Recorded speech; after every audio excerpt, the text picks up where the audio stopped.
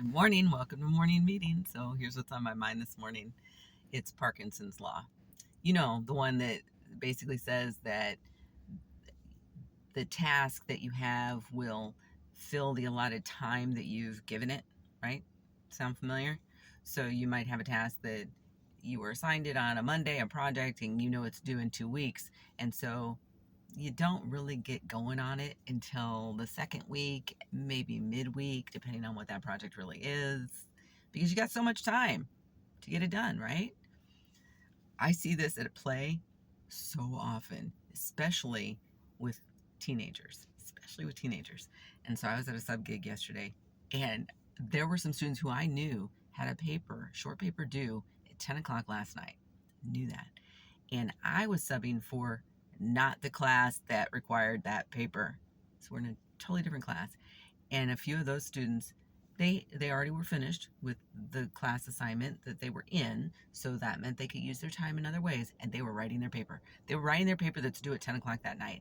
And I'm not saying like editing the paper, they'd already started. No, they were just now starting. And I was leaving the room, checking on other students because they were working on a project throughout the building. So I'm going and coming back, and came back. I checked in with one of the students that was working on the paper. I'm like, so how's it going? He's, oh, I'm on paragraph 1. That was the paragraph he was on a good 20 to 30 minutes before. So he was still on paragraph 1. Now, I have no doubt that the kid got the paper done. I'm sure he did. I don't know how good the paper was, but he got the paper done. I have confidence that he did.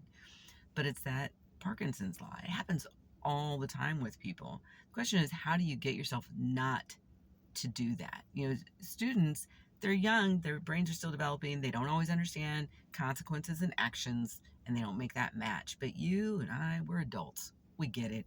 We understand it. And yet sometimes we still allow Parkinson's law to consume us. So my workaround for this, so that I don't do it, is deadlines. I will create false deadlines for myself, but when I do that, I have to believe in that false deadline, right? So it can't be, I keep moving the deadline. When I do that, because I have done that, I just take that shit off my calendar. So I'll have it on my calendar in a minute. And then if it keeps moving, I'm like, I'm clearly not going to do this. So it's just gone. And if I can assign it to somebody else, maybe I'll push and do that. But, I'm a party of one most of the time. So most of those tasks are things I can't push to somebody else. So it just comes off. It drops off because clearly it's not important enough for me to do anything about it, to take action on it for whatever reason. And so I just let it go. But for things that I deem, yeah, they're important, I'll give myself that deadline and say, okay, I'm going to get this accomplished to this level by this time. Sometimes it's a day because I'm trying to break it down into smaller pieces. Sometimes I'm going to give myself 5 days. It just depends on what it is. So I'll give you an example.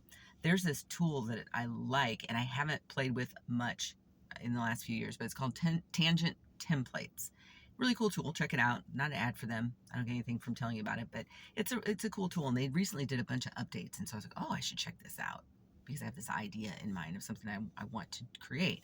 And so yesterday I spent time exploring that. It was on my task list, explore tangent templates. And I did that yesterday. I looked a little bit the day before, but I really was focusing a little bit more yesterday and started to play around with it. And I'll do a little bit more of that today. So I'm in the explore tangent templates phase of my program, right? I'm giving myself a couple of days to do that and hands-on work with it too as I develop some ideas, because I need some time to develop the idea.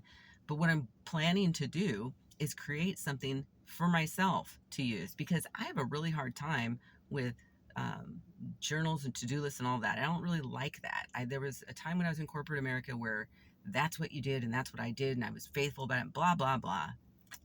No, I need something different now. And I've known that for a few years, but I have struggled to find that thing that ticks all the boxes for me and just works for me and that I'll do consistently, right? So that's what I'm thinking about, and I'm mulling it over in my head, and I'm going to develop this.